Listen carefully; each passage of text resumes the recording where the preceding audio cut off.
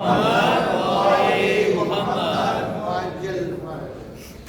بالله من الشيطان اللعين الرجيم. بسم الله الرحمن الرحيم.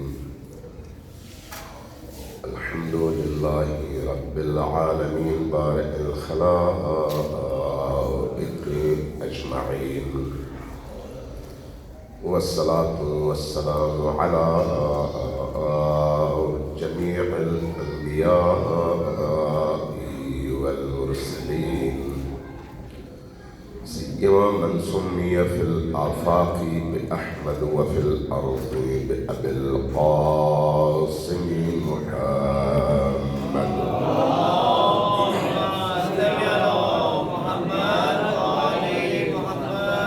والصلاة والسلام على أولاده الطيبين الطاهرين المعصومين الميامين، واللعنة الدائمة على أعدائهم أجمعين من يوم عداوتهم إلى قيام يوم الدين.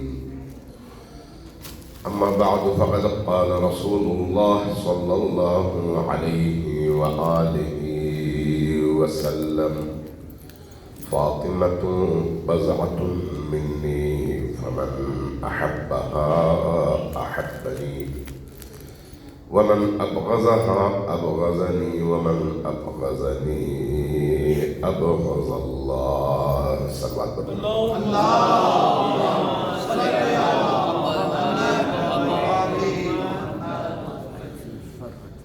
تاریخ اسلام میں دو خواتین ایسی ہیں جنہوں نے مردوں کو گھر بٹھایا اور خود میدان میں آ کر دین کا دفاع کیا ہے.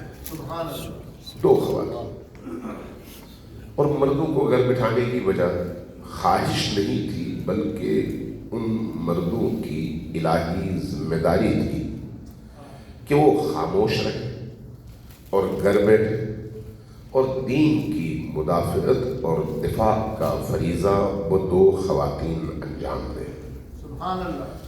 ان میں سے ایک خاتون فاطمہ ہے اور دوسری زینب ہے. غور کیجیے گا اس بات پر کہ ایک طرف علی ہے اور دوسری طرف امام زین العابدین ہے. علی بھی اس مقام پر تھے کہ اللہ تبارک و تعالیٰ کی طرف سے جو ذمہ داری علی پر عائد ہوئی وہ یہ تھی کہ اب گھر بیٹھ کر خاموشی کے ساتھ ان تمام مظالم کو برداشت کریں، چونکہ جنگ لڑنے سے زیادہ بڑی قربانی جنگ لڑنے کی صلاحیت ہونے کے باوجود تلوار کو میان میں رکھ کر خاموشی اختیار کرنا ہے.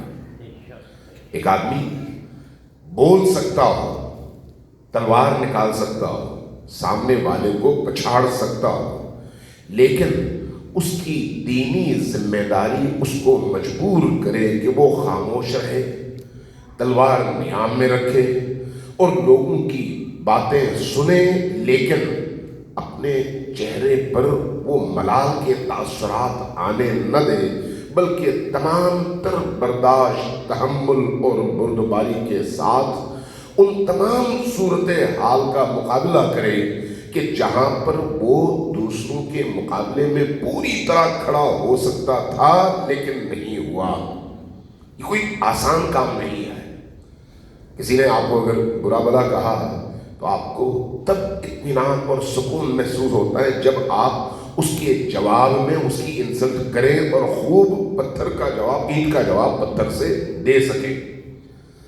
امیر المومنین کا جنگ لڑنا اتنا بڑا کام نہیں تھا جتنا بڑا کام خاموش رہ کر اس فتنے کی آگ کو بجھانا تھا. لہذا اب جب امیر المومنین اس عظیم فتنے کے مقابلے میں گھر بیٹھ کر مقابلہ کر رہے ہیں تو امیر المومنین کی جگہ جس ہستی نے کھڑے ہو کر امیر المومنین کا بھی دفاع کیا، ولایت کا بھی دفاع کیا، امامت کا بھی دفاع کیا، خلافت کا بھی دفاع کیا اور حتیٰ نبوت محمدی کا بھی دفاع کیا، وہ ہستی فاطمہ الزہرا۔ لہٰذا اس بات کو سمجھنے کی ضرورت ہے کہ حضرت فاطمہ الزہرا سلام اللہ علیہا کی جو قربانی ہے وہ کتنی بڑی قربانی ہے۔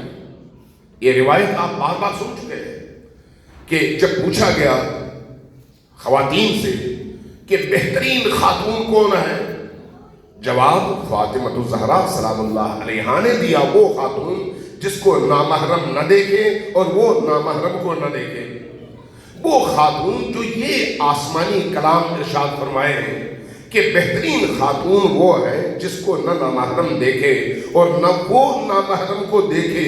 وہی خاتون اگر مارکیٹ میں آتی ہے، اگر وہ مسجد میں آتی ہے، اگر وہ معاشرے میں آ کر کھڑی ہو جاتی ہے، تو اس کا مطلب یہ ہے کہ ان کو اس فریضے سے بڑے فریضے کی ادائیگی نے اس عظیم اقدام پر مجبور کیا ہے۔ بی بی دو عالم وہ ہستی ہے حضرت فاطمہ الزہرا سلام اللہ علیہا کو جب ہم احادیث کی دنیا میں دیکھتے ہیں، ایک حدیث آپ نے بار بار سنی ہوگی، وہ جو حدیث قدسی ہے، لولا لما خلقت الافلاک، کہ اے رسول اگر آپ نہ ہوتے تو ہم افلاک کو، کائنات کو، ان آسمانوں کو، زمینوں کو، اس پورے عالم کو خلق نہ کرتے۔ یہ حدیث آپ نے سنی ہوگی، اہل سنت میں بھی ہے اور اہل تشیع میں بھی معروف ہے، لولا لما خلقت الافلاک۔ اس کا اگلا حصہ ہماری احادیث کی کتابوں میں آیا ہے کہ لولا علی لما خلقتک، اگر علی نہ ہوتے تو آپ کو بھی میں خلق نہ کرتا۔ عالم کی تخلیق کا مقصد آپ ہے، اور دوسرے مرحلے میں اگر علی نہ ہوتے تو آپ کی تخلیق بھی نہ ہوتی۔ اس کے بعد اس کا ایک اگلا جملہ بھی ہے، وَلَوْلَا فَاطِمَةُ لَمَا خَلَقْتُكُمَا، اگر فاطمہ نہ ہوتی تو آپ دونوں کو بھی خلق نہ کرتا۔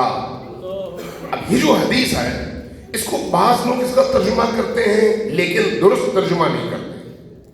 ترجمہ یہ کرتے ہیں کہ اس کا مطلب یہ ہے اس حدیث کے ظاہر کا کہ اگر نبی کو اس عالم کی خلقت کا سبب قرار دیا گیا ہے تو نبی اس عالم سے افضل ہے، اور اگر علی کی موجودگی ہی نبی کی خلقت کا سبب ہے، اور اگر نبی ہو اور علی نہ ہو تو وہ مقصد کامل نہیں ہوتا۔ اس لیے علی کو اس لیے خلق کیا کہ نبوت بچے، علی اگر خلق نہ ہوتے تو نبی بھی خلق نہ ہوتے، اور اس بات سے امیر المؤمنین کی فضیلت کو بعض لوگ ثابت کرنے کی کوشش کرتے ہیں، اور اسی طرح سے پھر حضرت زہرا سلام اللہ علیہا کی فضیلت علی اور نبی پر ثابت کرنے کی کوشش کرتے ہیں، جبکہ مسئلہ یہ نہیں ہے۔ جو حقیقت ہے وہ یہ ہے کہ اسلام ایک مثلث ہے، اس کے 3 حصے ہیں۔ ایک نبوت ہے جس پر نبی کریم فائز ہے، دوسرا وہ مقام ہے جس کو ہم ولایت و امامت کہتے ہیں، تیسرا مقام مقام فاطمہ ہے۔ مقام فاطمہ ولایت کے اعتبار سے ولایت کا مقام بھی ہے، لیکن اس ولایت سے ماورا ایک ایسا مقام بھی ہے جو صرف اور صرف فاطمہ الزہرا سلام اللہ علیہا کا ہی حصہ ہے۔ کوئی اور فرد بشر اس مقام میں اس ہستی کے شریک نہیں ہے، کوئی اور ہستی شریک نہیں ہے۔ اگر نبوت آئی ہے تو اس لیے کہ بنی نوع انسان کو گمراہیوں سے نکال کر اللہ سے جوڑا جا سکے، اور اسی نبوت کی حفاظت کے لیے امامت کو بھیجا گیا ہے، اسی نبوت کے فریضے کو باقی رکھنے کے لیے امامت کے اس منصب کا اعلان کیا گیا ہے۔ نبی نے واپس جانا ہے لیکن امامت کے سلسلے میں قائم رہنا ہے، اس لیے اس نبوت کی بقا اس امامت کی حیات میں ہے۔ اگر یہ امامت نہ ہو تو اس نبوت کے مقصد کو آپ زندہ رکھ نہیں سکتے، اگر یہ امامت نہ ہو تو اس نبوت کے مقاصد کو معاشرے کے اندر زندہ رکھنا ممکن نہیں ہے۔ کیوں؟ اس لیے کہ انسان فکری طور پر زمانے کے ساتھ ساتھ ارتقا پاتا ہے، اور دین کے ارتقا کے پانے میں جن ہستیوں کو دین کا نمائندہ قرار دیا گیا ہے وہ ہستیاں یہ ہیں جن کو ہم سلسلے امامت کی کڑی قرار دیتے ہیں۔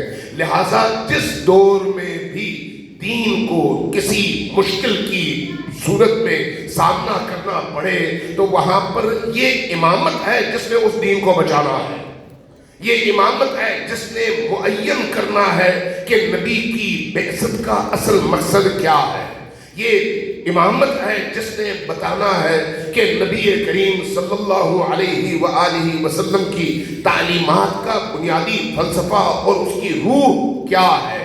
لہٰذا اگر امامت نہ ہو، امامت کا سلسلہ نہ ہو، علی اس فریضے کو بجا نہ لائے تو پھر نبوت کے اس بعثت کے باوجود، 23 سال کی محنت کے باوجود اس کا وہ جو ہدف ہے وہ بشریت کو حاصل نہیں ہوتا۔ اس کی ایک چھوٹی سی مثال واقعی غدیر خم ہے۔ غدیر خم میں جب آیت اترتی ہے تو آیت کیا کہتی ہے؟ الیوم اکملت لکم دینکم واتممت علیکم نعمتی ورضیت لکم الاسلام دینا، یعنی اسلام کے دین کی حیثیت سے قبولیت کا دار و مدار ولایت علی کے اعلان پر ہے۔ اگر ولایت علی نہ ہو تو اس دین کو ایک مکمل دین کے طور پر اللہ قبول کرنے سے منکر ہے۔ نبوت تو تھی، لیکن اس نبوت کو کب اللہ نے قبول کیا؟ اس اسلام کو کب اللہ نے قبول کیا؟ اس دین کو کب اللہ نے وہ دین قرار دیا جس سے وہ راضی ہے؟ جب امامت کا اعلان ہوا۔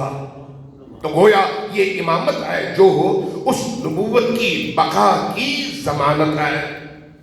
اور اسی طرح سے اسی آیت میں آپ دیکھیے، الیوم اکملت لکم دینکم، آج تمہارے دین کو ہم نے کمپلیٹ کیا ہے۔ کمپلیٹ ہونے کا مطلب کیا ہے؟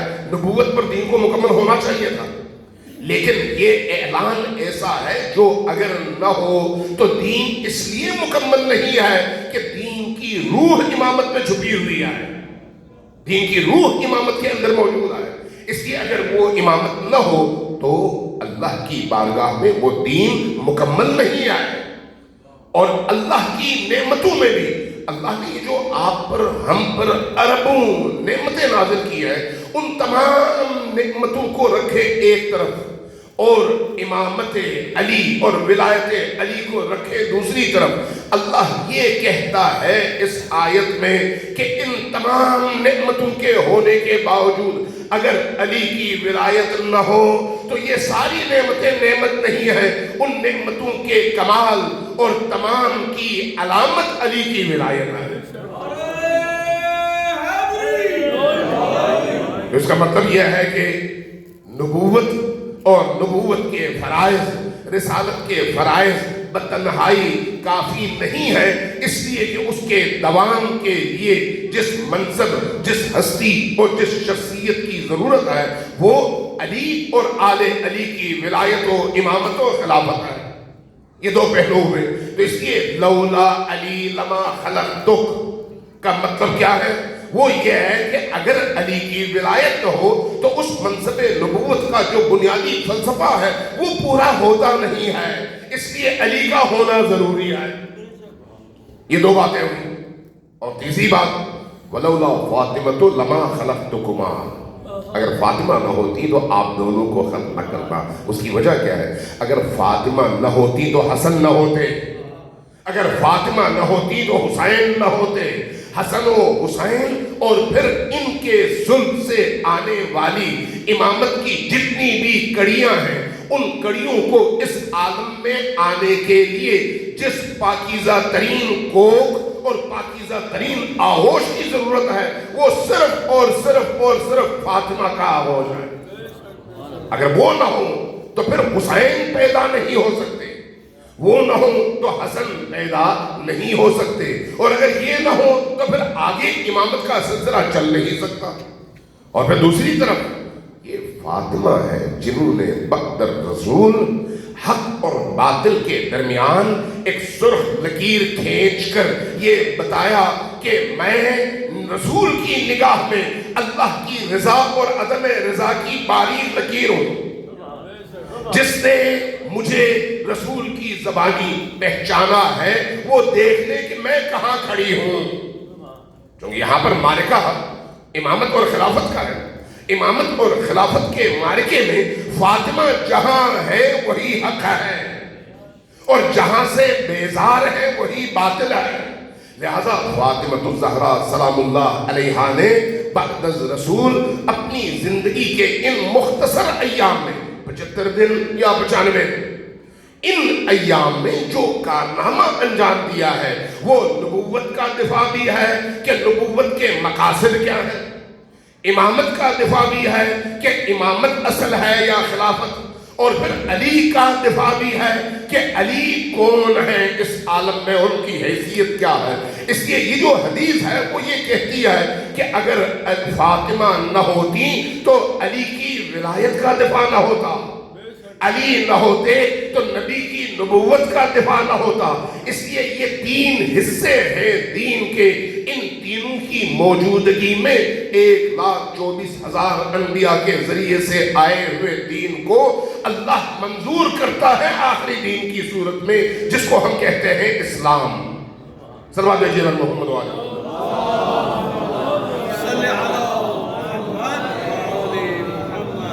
اس اعتبار سے جب ہم فاطمہ الزہرا سلام اللہ علیہا کی ذات اقدس کو دیکھتے ہیں، یہ ذات اقدس آپ کو بہت عظیم ذات نظر آتی ہے۔ کل جیسے میں نے وہ روایت عرض کی تھی آپ کی خدمت میں کہ اس ہستی کے بارے میں رسول کریم اور رسول کریم کے بعد آنے والے تمام ائمہ نے جو اہتمام کیا ہے وہ کسی اور ہستی کے حوالے سے نظر نہیں آتا۔ کوئی ہستی ایسی نہیں آیا جس کے لیے وہ اہتمام ہو جو اس بی بی کے لیے آپ کو نظر آتا ہے۔ فاطمہ الزہرا سلام اللہ علیہا، کل بات ہو رہی تھی رحمت کی، ادھوری رہ گئی۔ ہم جب نبی کریم کے بارے میں کہتے ہیں کہ نبی کریم رحمت دو عالم ہے، کہتے ہیں رحمت للعالمین ہے، عالموں کے لیے رحمت، تمام عوالم کے لیے رحمت، تمام کائنات کے لیے رحمت، اس رخ کے لیے بھی اس رخ کے لیے بھی، ظاہر عالم کے لیے بھی اور باطن عالم کے لیے بھی۔ جو کچھ غیر خدا اس کائنات میں عالم ہستی میں موجود ہے، ان تمام چیزوں کے لیے اگر اللہ کی طرف سے کوئی ہستی رحمت ہے تو وہ رحمت نبی کریم کی ذات ہے۔ اس پر بات ہوئی تھوڑی بہت کہ وما ارسلناک الا رحمت للعالمین کا مطلب کیا ہے، اور اس پر بھی بات ہوئی کہ اللہ کی رحمت کا مطلب کیا ہے۔ یہ بھی میں نے عرض کیا آپ سے، جو اسی کل والی گفتگو جہاں پر رکی تھی وہی سے میں آگے لے کے چلوں۔ میں نے عرض کیا تھا کہ اللہ کے جتنے بھی اسماء ہیں، جتنے بھی اسماء، ان میں کچھ ایک اسم ذات ہے جس کو ہم کہتے ہیں اللہ، اور باقی اسماء صفات ہیں، ان صفات کے نام ہیں۔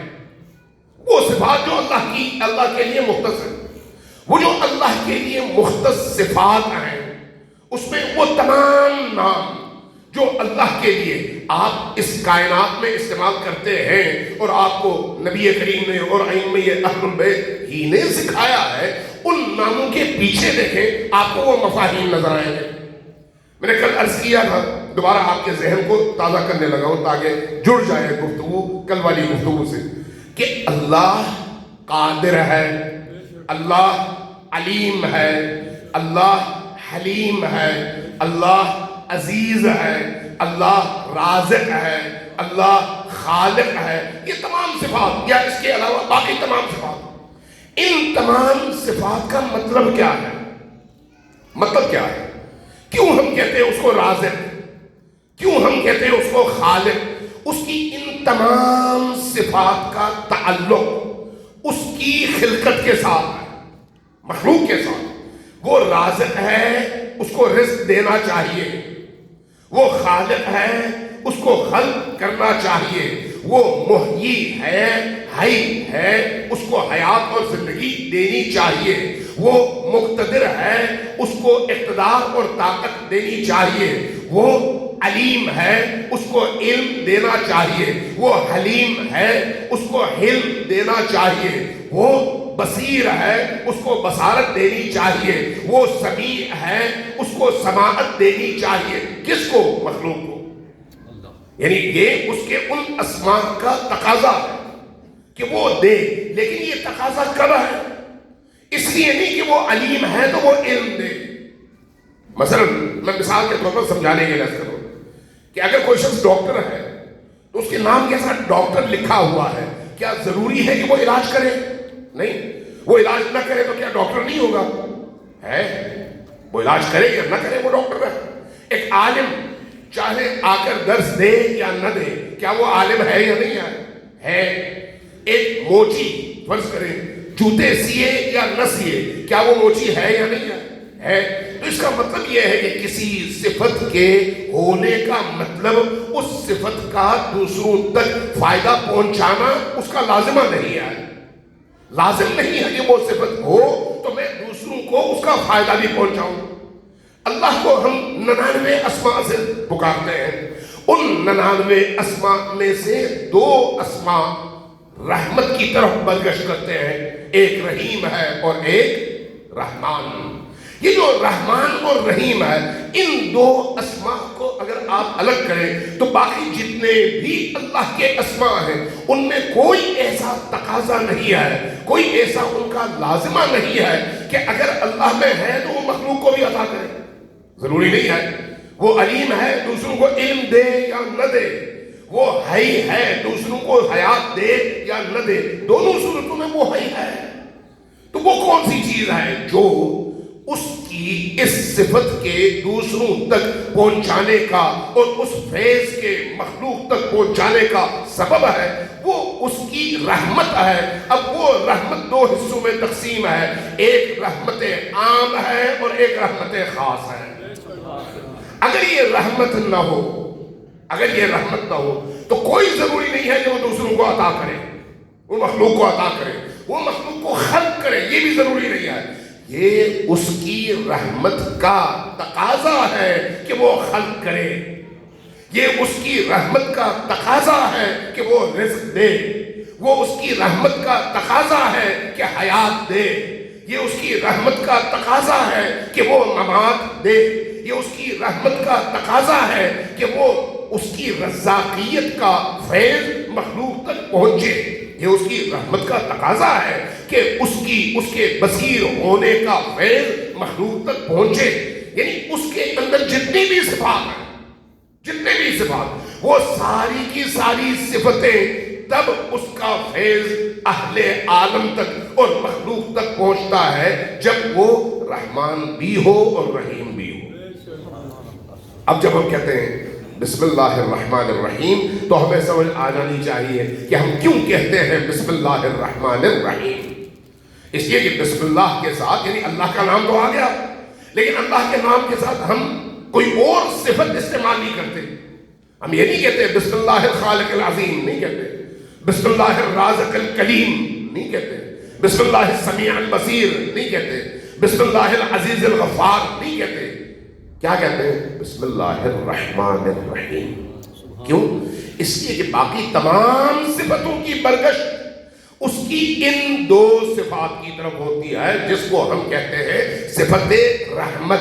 لیکن یہی صفت رحمت 2 حصوں میں تقسیم ہے، ایک صفت عام ہے اور ایک صفت خاص۔ رحمان عام اور رحیم خاص۔ جب ہم کہتے ہیں رحمان تو وہ کافر کو بھی دیتا ہے اور مسلمان کو بھی دیتا ہے۔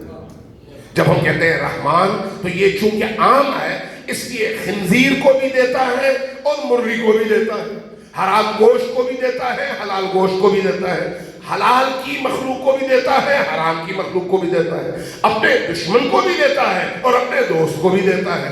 جس کو بھی آپ مخلوق کہیں اس مخلوق تک اس کا فیض پہنچتا ہے، لیکن پہنچتا اس کی اسی صفت رحمانیت کی وجہ سے ہے جو عام ہے اور تمام مخلوقات کو شامل ہے۔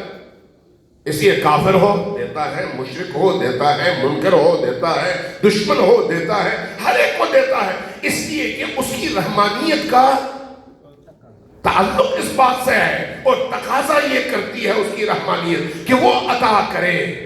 لیکن وہ نورانیت کس کو عطا کرتا ہے؟ وہ تقوی اور پاکیزگی کس کو عطا کرتا ہے؟ وہ ایمان کی حلاوت کس کو عطا کرتا ہے؟ وہ لذت مناجات کس کو عطا کرتا ہے؟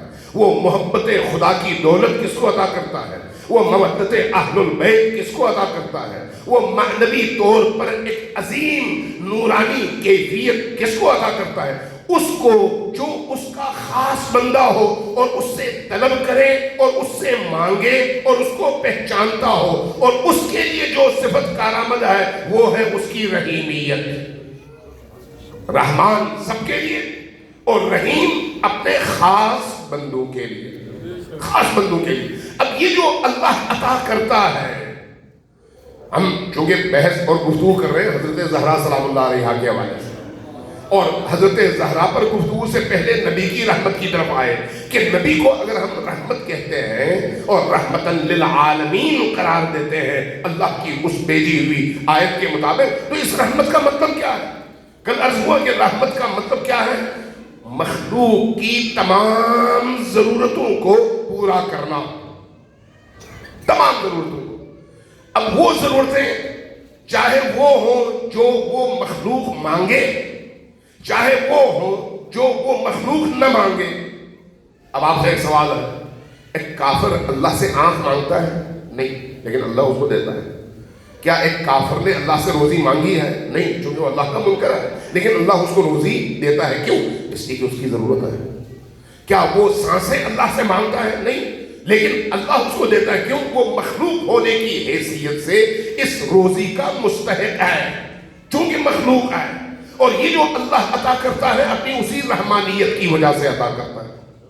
اس لیے انسان جب اللہ سے اپنا رشتہ جوڑتا ہے اور جب اللہ کو پہچانتا ہے اور معرفت رب اس کو حاصل ہو جاتی ہے، تو اب وہ جب شعور کے ساتھ مانگتا ہے تو وہ جو شعور کے ساتھ مانگتا ہے اس کو اس کافر اور غیر شعوری طور پر اللہ کی رحمتوں سے فیضیاب ہونے والے انسان سے مختلف ہونا چاہیے. میں بڑی باریک اور گہری بات کرنے لگا ہوں آپ کی خدمت میں. وہ شخص جو کافر ہے وہ بھی روزی کی تلاش میں ہے، لیکن وہ شخص جو مومن ہے وہ بھی روزی کی تلاش میں ہے. تو ان دونوں کے طلب میں فرق کیا ہے؟ اگر کوئی شخص مومن ہو تو اس کے ایمان کا تقاضا یہ ہے کہ وہ حقیقی روزی تلاش کرے، وہ روزی نہیں جس کے ہونے نہ ہونے سے کوئی بہت بڑا فرق نہیں پڑتا. حقیقی روزی کیا ہے؟ ایمان. حقیقی روزی کیا ہے؟ اللہ سے جڑنا. حقیقی روزی کیا ہے؟ اللہ کی معرفت. حقیقی روزی کیا ہے؟ اللہ کی اس معرفت کے نتیجے میں اللہ سے آشنائی، اللہ سے تعلق، اور اس تعلق کے نتیجے میں انسان کی زندگی کے ہر پل اور ہر حصے میں اللہ جلوگر نظر آئے. اہل ایمان اور غیر مؤمن کے درمیان فرق یہ ہے. اس لیے امام صادق علیہ السلام کی احادیث ہے،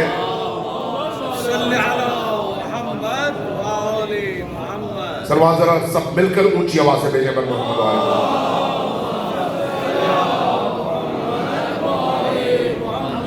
جو دوست اس طرف ہے تھوڑا سا ادھر آ جائیں تاکہ ذرا مجمع برابر ہو جائے. سلوات بھیجیں پر محمد و آل محمد. تھوڑا سا اس طرف آ جائیں. ایک دفعہ پھر ذرا اونچی آواز سے سلوات بھیجیں پر محمد و آل محمد.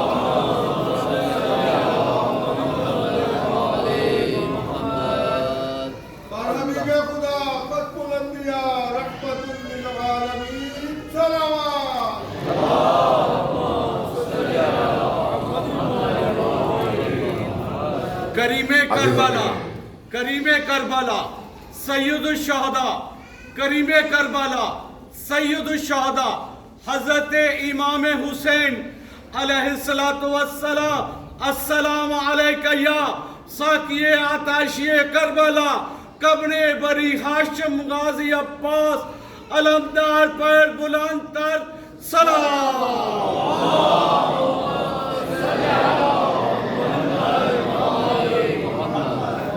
عزیزان گرامی، اب ذرا غور سے سنیے گا چونکہ اب حساس ترین نقطے تک میں پہنچ رہا ہوں. یہ جو انسان ہے اس کا جو اللہ سے رشتہ ہے، اللہ نے زندگی عطا کی ہے. اب ہم بات کر رہے ہیں اہل ایمان کی. اللہ نے زندگی عطا کی ہے. کیا یہ جو ہم نے اللہ سے اپنے اس 6 فٹ کے وجود کی ضرورتیں لی ہیں، کیا یہ ضرورتیں ایک دفعہ لے کے ہم بے نیاز ہو گئے ہیں؟ مثلا آپ اگر گھر کے 1 مہینے کا خرچہ جا کے سپر سٹور سے خرید لیں تو چاہے پورے شہر میں قحط سالی آ جائے آپ بے نیاز ہیں. آپ کے پاس گھر کا راشن موجود ہے، وہ مہینہ آپ گزار لیں گے. مہینے کے بعد پھر آپ کو ضرورت پڑے گی، مل گئی تو زندہ رہیں گے، نہیں ملی تو واپس چلے جائیں گے. کیا ہماری یہ زندگی اللہ کے ساتھ جو ہمارا تعلق ہے وہ اس طرح سے ہے کہ اللہ نے زندگی دے دی، اب ہم بے نیاز ہو گئے، اب وہ زندگی ہمیں مل گئی ہے، یہ وجود مل گیا، اب ہم بے نیاز ہیں، یہ وجود ہمیں مل چکا ہے. ہاتھ، پاؤں، دل، گردے، کلیجہ، آنکھیں، کان، ذہن، سوچنے کی صلاحیت، یہ سارے کا سارا اگر ہمیں ایک دفعہ مل گیا تو اس کے بعد ہم بے نیاز ہو گئے، یا پھر حقیقتاً ہماری وہ جو ضرورت ہے وہ موجود ہے. ہماری مثال اس سامان کی طرح سے ہے جو سٹور سے آیا اور اب ہم سٹور سے بے نیاز ہیں 1 مہینے تک یا 1 سال تک، یا کوئی اور ہے. اس بات کو سمجھنے کی ضرورت ہے. جیسے ہی ہم یہ بات سمجھ جائیں گے ہماری سوچنے کی روش جو ہے وہ بدل جائے گی. غور کیجیے گا اس بات پر. ہماری مثال آپ کے ہاتھوں میں موجود موبائل کسی ہے. موبائل کی تخلیق کس لیے ہوئی ہے؟ تاکہ آپ دنیا سے رابطہ رکھ سکیں. اس لیے تو دنیا سے رابطہ آپ کب رکھ سکتے ہیں؟ جب آپ کے موبائل میں سم موجود ہو. ایسا ہی ہے. سم اگر موجود نہ ہو تو موبائل اور پتھر میں کوئی فرق ہے؟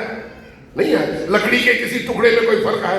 نہیں ہے. چونکہ نہ یہ وہ کام کر سکتی ہے نہ وہ یہ کام.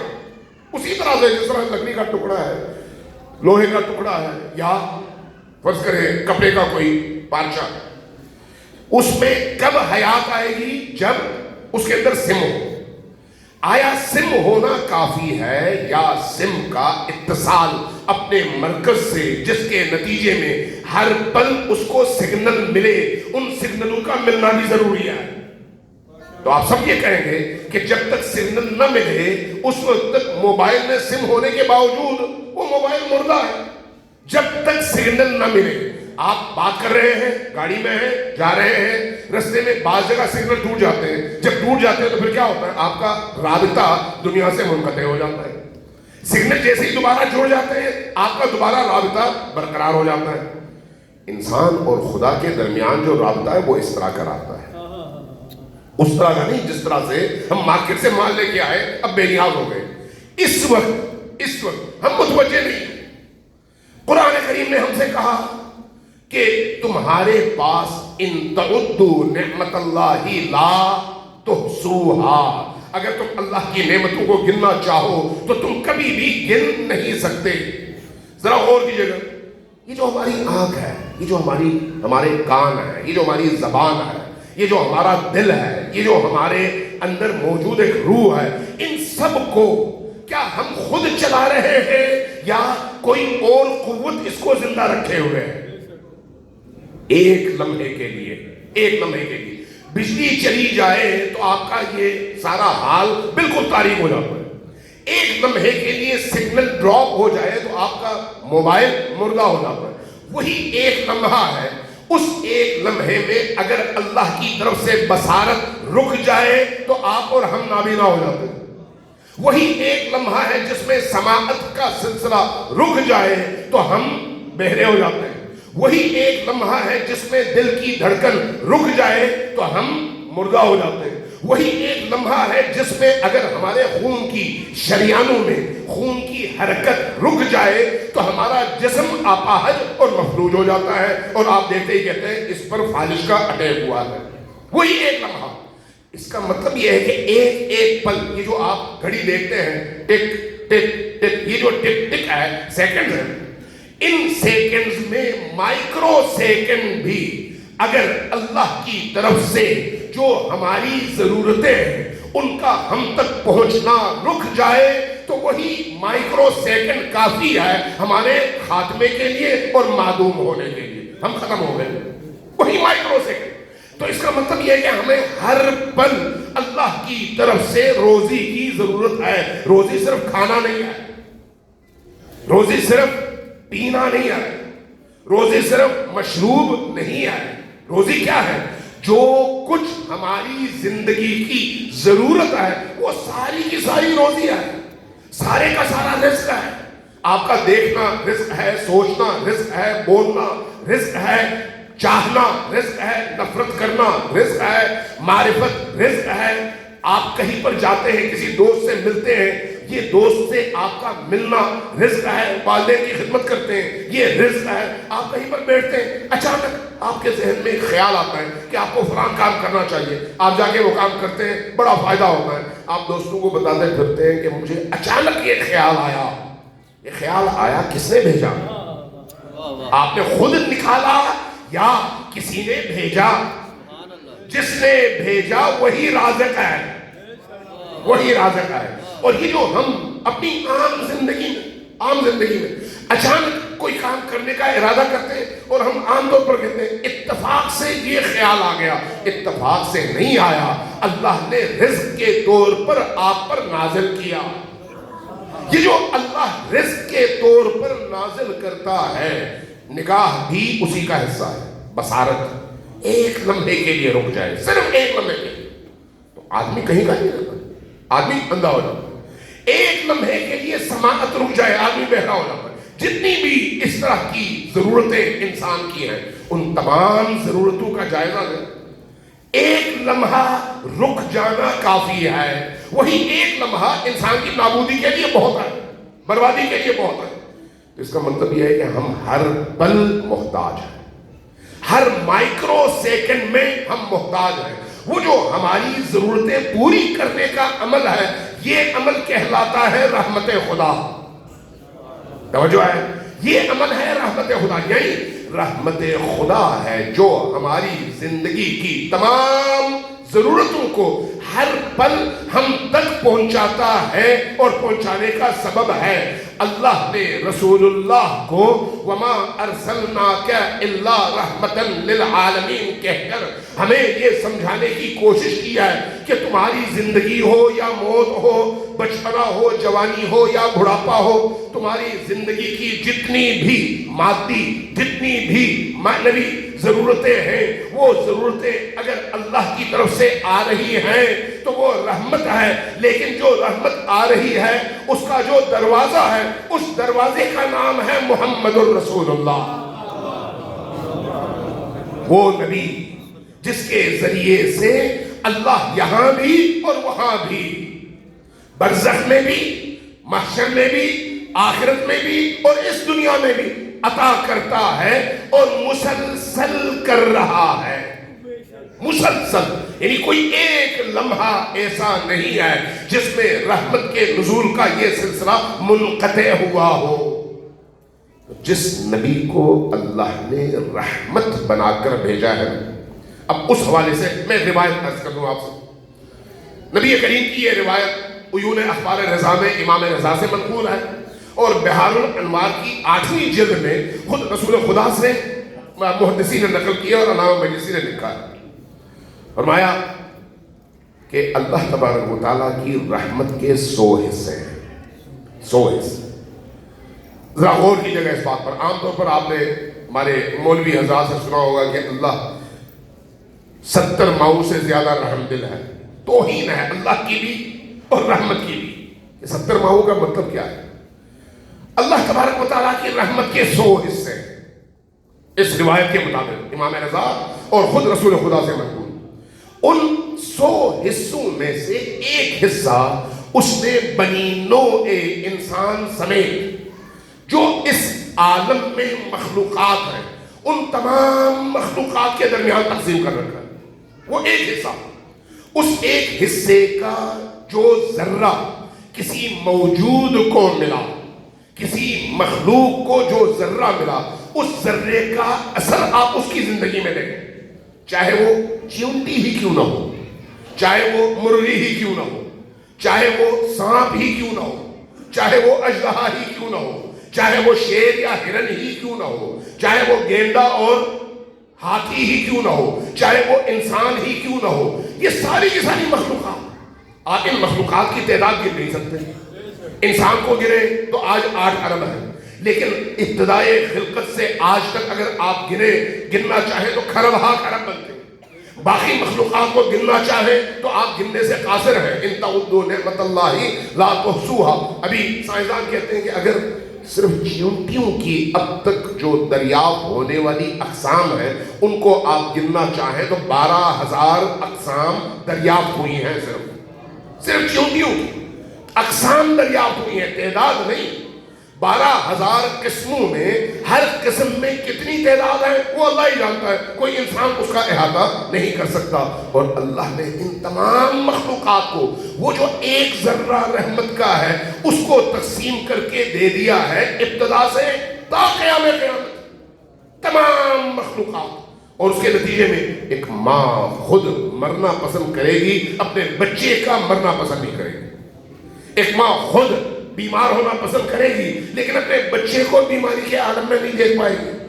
ایک ماں خود بھوکی رہے گی لیکن اپنے بچے کو بلکتا ہوا نہیں دیکھ سکے گی۔ آپ اس کی ہزاروں مثالیں اپنے ارد گرد دیکھ سکتے ہیں، میں اس پر زیادہ بات نہیں کرتا۔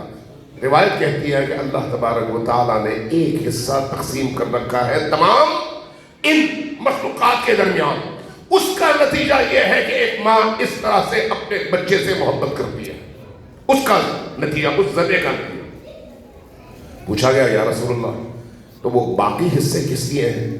فرمایا کہ اللہ تبارک و تعالیٰ نے ان رحمتوں کا اس دنیا اور اس دنیا میں 2 طرح کے استعمالات رکھے ہیں۔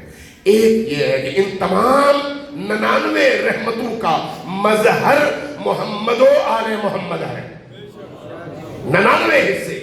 اب آپ تصور کر سکتے ہیں کہ آپ سے رسول اللہ کتنی محبت کرتے ہوں۔ ایک ماں اس ایک ذرے کی وجہ سے خود کو ہر مشکل میں ڈالنے کو تیار ہے لیکن اپنے بچے کو نہیں، تو اس ذرے کی نسبت رسول اللہ کو جو اللہ نے عطا کیا ہے وہ 99 حصے ہیں۔ تو وہ جو 99 حصے ہیں اس کی وجہ سے رسول اللہ خود اللہ کی رحمت کا مکمل مظہر بن کر تشریف لائے ہیں، اور اہل البیت انہی کا حصہ ہے، چاہے علی ہو، چاہے فاطمہ ہو، چاہے حسن ہو، چاہے حسین ہو، چاہے باقی سارے ائمہ۔ یہ جو ذوات مقدسہ ہیں یہ رسول اللہ کی اسی رحمت کے مختلف حصے ہیں، اور جب آپ ان رحمت کے حصوں کو دیکھتے ہیں تو رسول اللہ کے حوالے سے قرآن کی آیات پڑھ لیجئے۔ قرآن میں اللہ جو خود غفور الرحیم ہے، جو خود صاحب رحمت ہے، رسول اللہ سے مختلف جگہوں میں کہتا نظر آتا ہے قرآن میں کہ اے رسول کیوں آپ اتنا دل جلاتے ہیں ان لوگوں پر؟ یعنی اللہ کو روکنا پڑ رہا ہے کہ اتنا ان لوگوں پر دل نہ جلائیے، جس کو ہدایت پانی ہے وہ ہدایت پا لے گا، اور جس کو ہدایت نہیں چاہیے وہ گمراہ ہو جائے گا۔ آپ اپنے آپ کو اتنا ہلکا نہ کیجئے، آپ اپنے آپ کو اتنا پریشان نہ کیجئے۔ کیوں؟ اس لیے کہ رسول اللہ کی ان تمام رحمتوں کا یکجا مظہر ہے، اور فاطمۃ الزہرا سلام اللہ علیہا ام ابیہا کی اس حدیث کے تحت اسی رسول کے لیے رحمت کا سایہ ہے، اسی رسول کے لیے۔ اب ذرا غور کیجئے گا کہ یہ ہستیاں آپ اور ہم سے کتنی محبت کرتی ہوں گی۔ اس لیے میں نے پہلے عرض کیا تھا، اب دوبارہ تکرار کرنے لگا ہوں کہ فاطمۃ الزہرا سلام اللہ علیہا کو یا آل فاطمہ کو یا امیر المؤمنین اور امیر المؤمنین کی آل کو اپنے ماننے والوں سے جتنی محبت ہے اس محبت کا ہم تصور تک بھی نہیں کر سکتے، تصور نہیں کر سکتے، اتنی محبت ہے، اتنی محبت۔ آپ ذرا غور کریں، یہ روایات آپ نے پڑھی ہوگی، حضرت امام حسین علیہ السلام جب کربلا میں، چونکہ امام حسین بھی اسی رحمت کا مظہر ہے، لہذا امام حسین علیہ السلام کربلا میں آخری وقت میں جب سارے ساتھی شہید ہو گئے، اہل البیت شہید ہو گئے، جوان شہید ہو گئے، سپاہی شہید ہو گئے، جنرل شہید ہو گئے، آپ اکیلے رہے۔ اس موقع پر جب دشمنوں سے لڑائی ہوتی ہے تو روایات کہتی ہیں کہ بعض کو تلوار کے دستے سے مار کر ایک طرف کر دیتے، ان کی گردن نہ اتارتے، بعض کی گردن اتارتے۔ بعد میں پوچھا گیا یا رسول اللہ آپ یہ کیوں کرتے تھے؟ فرمایا کہ جس کو میں نے چھوڑا اس کی نسل میں آگے ایک میرا تھا، اس کی خاطر اس کو میں نے چھوڑا۔ یہ کیا ہے؟ یہ وہی رحمت خدا ہے، رحمت خدا۔ اپنے ماننے والوں اور جن کے دل میں اہل البیت کی محبت اور نورانیت موجود ہے، ان سے جو محبت اہل البیت کو ہے، وہ محبت کوئی اور انسان اس محبت کا اظہار نہیں کر سکتا، کوئی اور نہیں کر سکتا۔ اس لیے امام رضا علیہ السلام کی خدمت میں جب آپ کا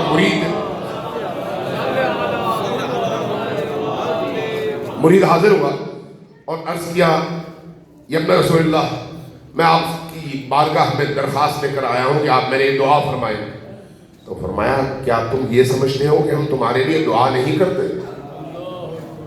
عرض کیا میں نے آپ سے دعا کی درخواست چونکہ پہلے نہیں کی اس لیے کر رہا ہوں۔ فرمایا نہیں، ہم اس عالم میں موجود اپنے تمام محبوں کے لیے ہمیشہ دست بدعا رہتے ہیں، اس لیے کہ جب تمہارے اعمال ہمارے سامنے پیش ہوتے ہیں اور ہمیں پتہ چلتا ہے کہ تم کس کنڈیشن اور کس کیفیت میں ہو، تو تمہیں اس کیفیت سے نکالنے کے لیے ہمارے ہاتھ اللہ کی بارگاہ میں دعا کے لیے بلند ہوتے ہیں۔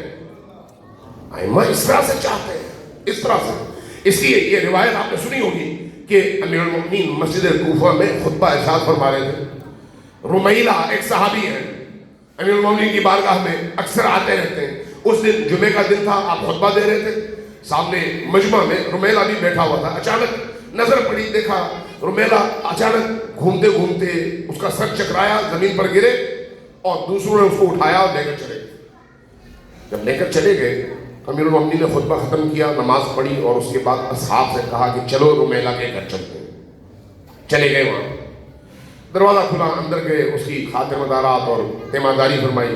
فرمایا کہ کیا ہوا تھا؟ عرض کیا یا امیر المؤمنین کافی دنوں سے میں بیمار تھا، آپ کی بارگاہ میں حاضر نہ ہو سکا، چونکہ حاضر نہ ہو سکا آج میری تھوڑی سی طبیعت سنبھلی تو میں نے کہا یہ موقع میں ضائع نہ کروں، اس لیے میں فوراً نماز میں آ گیا، لیکن وہاں پر میری حالت خراب ہو گئی اور پھر بے ہوشی اور اس کے نتیجے میں دوبارہ گھر واپس آ گیا تو بیٹھ نہ سکا۔ یہاں پر امیر المؤمنین نے جملہ ارشاد فرمایا، فرمایا تمہیں پتہ ہے کہ تمہیں ہم سے جتنی محبت ہے اس سے کتنے گنا زیادہ ہمیں تم سے محبت ہے۔ وہ اس محبت کا اظہار یہ ہے کہ بیمار تم ہوتے ہو، درد ہم محسوس کرتے ہیں، بیمار تم ہوتے ہو، درد ہم محسوس کرتے ہیں۔ اس کے بعد ایک حدیث فرمائی، یہ ہماری احادیث کی کتابوں میں متعدد جگہوں میں موجود ہے۔ فرمایا کہ شیعتنا خلقوا من فاضل طینتنا، ہمارے شیعہ وہ ہیں جن کو ہماری بچی ہوئی مٹی میں سے خلق کیا گیا ہے، ہماری بچی ہوئی مٹی میں سے۔ وَأُجْنُوا بِمَاءِ مَحَبَّتِنَا، اور جب ہماری محبت کا پانی اس مٹی میں ملایا جا رہا تھا تو اس کے نتیجے میں جس مخلوق کو اللہ نے خلق فرمایا وہ ہمارے شیعہ ہیں۔ اس لیے جب ہمارا شیعہ دکھ میں ہوتا ہے تو ہم دکھ محسوس کرتے ہیں، اور جب ہمارا شیعہ مسرور ہوتا ہے تو ہم خوشی محسوس کرتے ہیں۔ اس لیے ہمارا شیعہ بھی ایسا ہی ہے، ہمارے دکھ میں دکھی ہوتا ہے اور ہماری خوشی میں خوش ہوتا ہے، ہمارے دکھ میں دکھی اور خوشی میں خوش۔ یہ ایام یہاں پر 1.5 ارب سے زیادہ مسلمان ہیں، لیکن کون روتا ہے ان ایام میں؟ وہ جن کے اندر نور اہل البیت موجود ہے، وہ روتے ہیں۔ کیوں؟ اس لیے کہ وہ مخلوق ہے جن پر خاص عنایت ہے ان ہستیوں کی طرف سے، وہ ان کی خلقت میں شامل ہے، ان کی خلقت میں۔ عالم زر کے حوالے سے بڑی روایات ہیں، ابھی میں بیان نہیں کر سکتا چونکہ موضوع سے ہٹ جاؤں گا، لیکن یہ یاد رکھیے کہ امیر المؤمنین کی محبت اپنے اندر خود آپ پیدا نہیں کر سکتے جب تک آپ کے پیچھے جو سلسلہ ہے وہ پاک اور پاکیزہ نہ ہو، اور آپ کا جو ضرب ہے وہ اتنا پاک نہ ہو کہ اس انمول محبت اور مودت کو وہاں پر جگہ مل سکے۔ اس لیے امام صادق علیہ السلام گناہگار شیعوں کے حوالے سے ایک جملہ ارشاد فرماتے ہیں۔ اس لیے میرا بعض اوقات علماء کرام سے بڑا اختلاف رہتا ہے کہ بھئی آپ ہر ایک کو کوئی بھی برا ہے فلان ہے ریجیکٹ نہ کریں۔ اگر اس کے دل میں اہل البیت کی محبت ہے تو یقین جانیں کسی نہ کسی وقت اہل البیت کی وہی محبت سبب بنے گی کہ وہ واپس آئے اور نجات پائے، واپس آئے گا۔ اس لیے برائیوں سے نفرت کریں لیکن اس شخص سے نفرت نہ کریں، اس لیے کہ اس کی مثال امام صادق علیہ السلام نے خود یہ بیان کر کے دی، فرمایا کہ ہمارا شیعہ اس ہیرے کی طرح سے ہے جو کسی گندگی میں اور کسی کیچڑ میں گر گیا ہو، اگر اس کیچڑ سے اس کو نکال کر دھو لیا جائے تو وہ اسی طرح سے قیمتی ہے جس طرح گرنے سے پہلے قیمتی تھا۔ مثال دی اور مثال بھی امام صادق علیہ السلام نے دی۔ اس لیے یہ یاد رکھیے کہ اہل البیت کی محبت آپ کو جوڑتی بھی ہے، اہل البیت کی محبت آپ کو منور کرتی بھی ہے، اور خصوصاً بی بی دو عالم کی محبت انمول محبت ہے۔ صلوات علیہ محمد وآلہ۔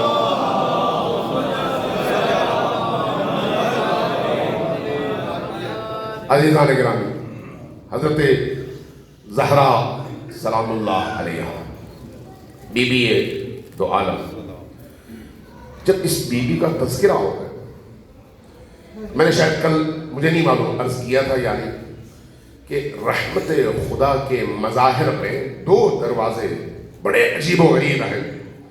ایک امام حسین کا دروازہ اور دوسرا حضرت زہرا کا دروازہ۔ حضرت زہرا سلام اللہ علیہا وہ ہستی ہے جو نبی کے لیے بھی رحمت ہے، اپنے بچوں کے لیے بھی رحمت ہے، اور اپنے بچوں کے چاہنے والوں کے لیے بھی رحمت ہے۔ وہ عظیم ہستی ہے، اس لیے اگر ان کے دروازے پر کوئی جائے کبھی یقین جانے جو بھی ہو، جتنا بھی آلودہ ہو، اس در سے خالی نہیں لوٹتا، وہاں سے دامن بھر کے واپس آتا۔ اس بی بی کو اللہ تبارک و تعالیٰ نے بڑے امتحانات سے گزارا، بڑے امتحانات سے، عالم زر میں بھی اور عالم دنیا میں بھی۔ کل اگر موقع ملے تو میں عرض کروں گا کہ عالم زر میں جو امتحان ہے وہ کیا ہے، جتنی ہماری فہم ہے، اور اس دنیا میں بھی آپ تصور کر سکتے ہیں کہ ایک 18 سالہ خاتون کے سر کے بال سفید ہو جائیں، ان غموں کی وجہ سے جو ان پر پڑ جائیں، اور پھر وہ خود بی بی یہ پکارے کہ مجھ پر جتنے غم نازل ہوئے اتنے غم کسی پر نازل نہیں ہوئے، اور جو غم مجھ پر پڑا اگر یہ غم دن کی روشنی پر پڑتا تو وہ تاریکی میں تبدیل ہو جاتا۔ صبت علی المصائب لو انہا صبت علی الایام سرنا لیالیا، اگر دن پر یہ مصیبتیں پڑتی تو دن رات میں تبدیل ہو جاتی۔ اتنی مصیبتیں، کیا اس سے بڑھ کر کوئی مصیبت ہو سکتی ہے کہ اس بی بی کے دروازے پر نبی کریم ہمیشہ دستک دے کر اجازت کے منتظر رہتے تھے، آج نبی نہیں ہے تو اس دروازے کو آگ لگانے کے لیے 40 لوگ آئے ہوئے ہیں۔ تاریخ میں یہ لکھا ہے 40 لوگ، اور جب اس دروازے پر آئے تو مقصد کیا ہے؟ مقصد علی سے بیعت لینا، علی سے بیعت لینا، اور جب دروازہ نہیں کھلتا تو کہتے ہیں ہم دروازے کو جلا دیں گے، اور جب آواز دیتے ہیں کوئی پوچھتا ہے کہ کیا اس دروازے کو جلاؤ گے جس دروازے پر رسول آ کر سلام بھیجا کرتے تھے؟ اس گھر کو کیا تمہیں معلوم ہے کہ اس گھر میں نبی کی بیٹی ہے؟ تو جواب آتا ہے کہ نبی کی بیٹی ہو تب بھی ہم گھر والوں کے سمیت اس گھر کو جلا دیں۔ اب آپ سوچ سکتے ہیں کہ جس گھر پر لکڑیاں لے کر لوگ آئے ہیں اور اس دروازے کو جلائے، تو اس دروازے پر جہاں پر آخری موقع پر فرشتہ جب آیا ہے، جبرائیل جب آیا ہے، تو اس نے کھڑے ہو کر اجازت مانگی ہے کہ آیا مجھے اجازت ہے کہ میں اندر داخل ہو سکوں یا نہیں؟ لیکن اس دروازے दरवाजे पर आकर उस दरवाजे को आग लगाई गई है। फातिमा सलामुल्लाह अलैहा ने अली को दरवाजे पर आने नहीं दिया, क्योंकि मालूम है कि इस वक्त अगर अली दरवाजे पर आए तो इमामत का दिफा अली ने नहीं करना, मैंने करना है। लिहाजा फातिमा खुद दरवाजे पर आती है और खुद फरमाती है, मैं बिन्ते रसूल हूं, मैं नबी की बेटी हूं। क्या तुम लोगों को इस दरवाजे की हुर्मत का इतना भी ख्याल नहीं रहा कि बिन्ते रसूल नबी की बेटी दरवाजे के पीछे से तुम्हें पुकार रही है और तुम दरवाजा चलाने के दर पे हो? एक वक्त आता है जब उस दरवाजे को आग लगा दी जाती है। तारीख में लिखा है कि जब इस दरवाजे को आग लगी और आग के शोले भड़के तो एक मलऊन ने आकर उस दरवाजे को लात मारी, और जब दरवाजे को लात मारी तो तारीख लिखती है, अहादीस बयान करती है कि उस दरवाजे के पीछे बीबी खड़ी थी।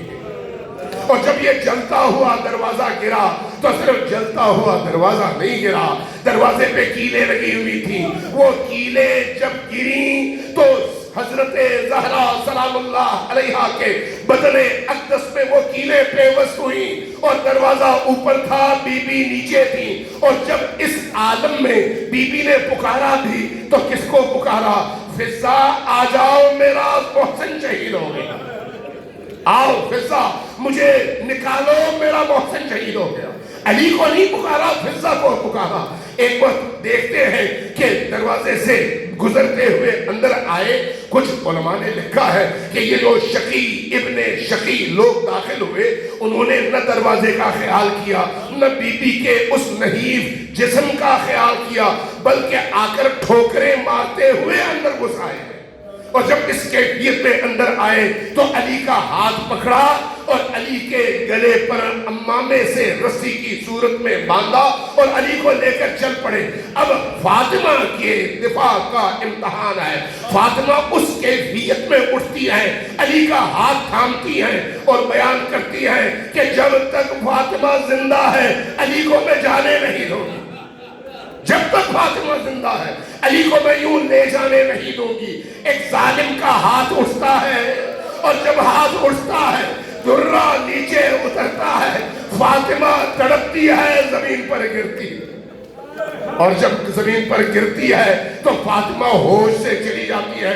अली को बांध कर ले जाया जाता है मस्जिद की तरफ। अब कैफियत क्या है कि फातिमा बेहोश है, अस्मा बाकी खवातीन आती है, फातिमा को सहारा देती है, फातिमा को होश आता है। जब होश आता है और पता चलता है कि अली को ले जाया गया है तो अब हदीस ये कहती है कि फातिमा उठी, अपना हिजाब ठीक किया, अपने चेहरे को हिजाब से छुपाया और उसके बाद हसन की उंगली पकड़ी, हुसैन की उंगली पकड़ी और कहा, मेरे बच्चों चलो आज इमामत का हमने दिफा करना है। और मस्जिद तक तशरीफ ले गई। जब मस्जिद में आई, रिवायत आई है, तारीख में रिवायत कहती है कि जब मस्जिद में दाखिल हुई तो क्या देखा, अली को मिंबर के पहले जीने पर बिठा दिया गया है, हाथों में तलवार है। कहा जा रहा है कि अली बैअत करें। उस मौके पर फातिमा आती है और फिर हाथ उठाकर फरमाती है, लोगों मुझे पहचानो, मैं बिन्ते रसूल हूं और अली मेरा शोहर है। अगर अली को छोड़ोगे नहीं तो मैं हाथ उठाऊंगी, नफरीन करूंगी, और जब नफरीन करूं तो फिर शिकायत न करना। जब अली ये कैफियत देखते हैं तो सलमान से कहते हैं, सलमान रसूल की बेटी को संभालो और मेरा पैगाम पहुंचाओ। ये मौका नफरीन का नहीं है, ये मौका सब्र और बर्दाश्त का है। अब कैफियत क्या है, अली को छोड़ दिया जाता है, लेकिन जब सलमान आते हैं बीबी की बारगाह में, बीबी से अर्ज करते हैं कि आप नफरीन न करें। बीबी बोल रही है, अचानक सलमान कहते हैं कि बीबी ये मेरी ख्वाहिश नहीं है, ये अली का हुक्म है कि आपने नफरीन नहीं करना। तो हाथ नीचे लाकर कहती है, अली अगर आप पर ये मजालिम टूटते हैं तो मैं आपके इन मजालिम में आपके साथ शरीक हूँ। अगर आप पर ये जुल्म होता है तो ये जुल्म मुझ पर हो रहा है, क्योंकि आपने हुक्म दिया, इसलिए आपके हुक्म के सामने मैं खामोश हूँ, आपकी इताअत करूंगी। ٹھیک ہے میں تسلیم نہیں کرتی، لیکن نتیجہ آپ دیکھ لیں، اب یہی بی بی ہے لیکن بستر شہادت پر ہے۔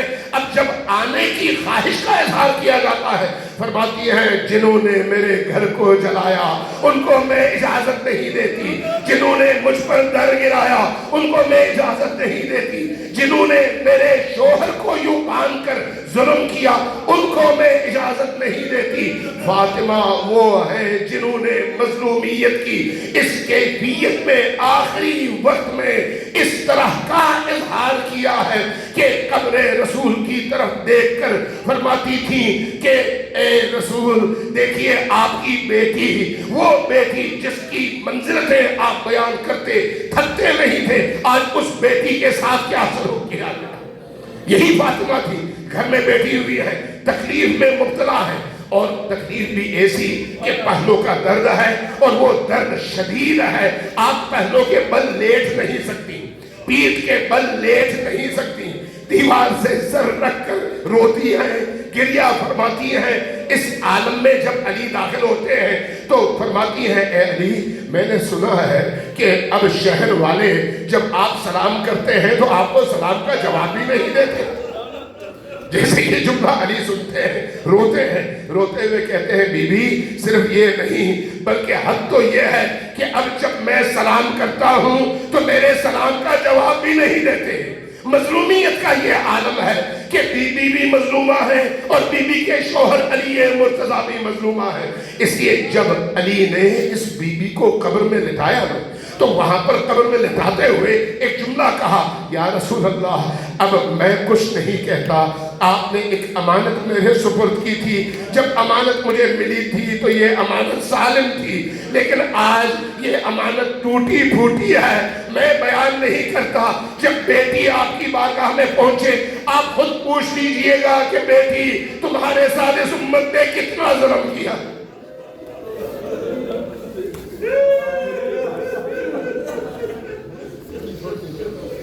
اِنَّا لِلَّهِ وَإِنَّا إِلَيْهِ رَاجِعُونَ وَسَيَعْلَمُ الَّذِينَ ظَلَمُوا أَيَّ مُنْقَلِبٍ يَنْقَلِبُونَ نَسْأَلُكَ اللَّهُمَّ وَنَدْعُوكَ بِاسْمِكَ الْعَظِيمِ الْأَعْظَمِ الْأَعَزِّ الْأَجَلِّ الْأَكْرَمِ يا الله يا الله يا الله يا الله يا الله يا الله يا الله يا الله يا الله يا الله يا رحمن يا رحيم يا مقلب القلوب ثبت قلوبنا على دينك۔ خدایا ہماری اس قلیل عزاداری کو اپنی بارگاہ میں شرف قبولیت عطا فرما۔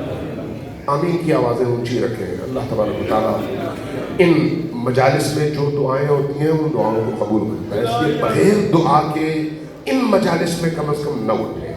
اسی لیے دعائیں آپ کی زندگی کا حاصل ہے۔ خدایا ہمیں ہمیشہ جب تک ہم دنیا میں موجود ہیں اہل البیت علیہ السلام کے غم میں عزادار رہنے کی توفیق عطا فرما۔ ہمارے دلوں کو اہل البیت کی مودت سے روشن فرما۔ بااللہ اہل البیت کو ہم سے خوش اور راضی فرما۔ بااللہ جب تک ہم زندہ ہیں ہماری رگوں میں گزرتے ہوئے دوڑتے ہوئے ہر خون کے قطرے سے اہل البیت کی محبت کی خوشبو آئے، ہمیں یہ کیفیت نصیب فرما۔ بااللہ جب زندگی کا خاتمہ ہو تو علی کے رستے پر زندگی کا خاتمہ نصیب فرما۔ بااللہ اسرائیل کی آمد پر اسرائیل سے پہلے علی کا دیدار نصیب فرما۔ قبر کی تاریکیوں میں حسین ابن علی کا دیدار نصیب فرما۔ بااللہ برزخ کی زندگی میں اہل البیت کی معیت اور ان کا سایہ نصیب فرما۔ بااللہ محشر میں بی بی دو عالم کی شفاعت نصیب فرما۔ بااللہ امام زمان کے قلب مبارک کو ہم سے راضی فرما۔ بااللہ امام زمان کے ظہور کی راہ ہموار کرنے کی توفیق عطا فرما۔ بااللہ ہمارے دلوں کو وقت کے امام کے ساتھ جوڑ دے۔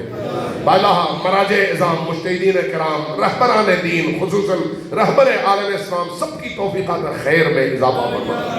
بااللہ جتنے بھی لوگ تیرے دین کی خاطر برسر پیکار ہیں ان سب کو فتح و نصرت عطا فرما۔ بااللہ مظلوم فلسطینیوں کو حماس کے جوانوں کو فتح و نصرت عطا فرما۔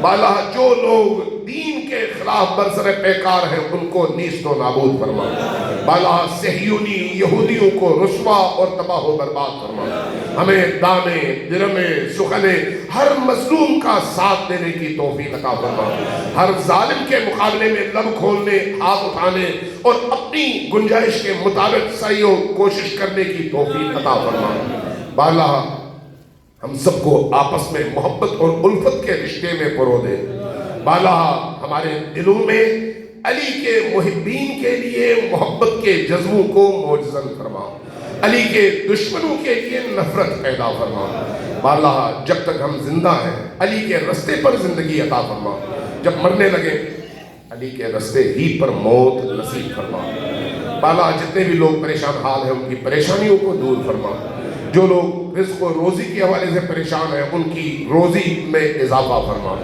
جن گھروں میں بیمار ہیں انہیں شفائے عاجل و کامل نصیب فرما، بالا جن گھروں میں اولاد نہیں ہے انہیں تجھے حضرت علی اصغر کا واسطہ اولاد صالح نصیب فرما، بالا جو لوگ کسی بھی پریشانی میں مبتلا ہیں ان کی پریشانیوں کو صدیقیہ کبریٰ کی عظمتوں کا واسطہ دور فرما، ربنا تقبل منا انك انت السميع العليم برحمتك يا ارحم الراحمین، وصلی اللہ علی محمد وآلہ الطاہرین۔ ان دعاؤں کی اجابت کے لیے سب مل کر 3 بار اونچی آواز سے صلوات بھیجیے بر محمد وآلہ۔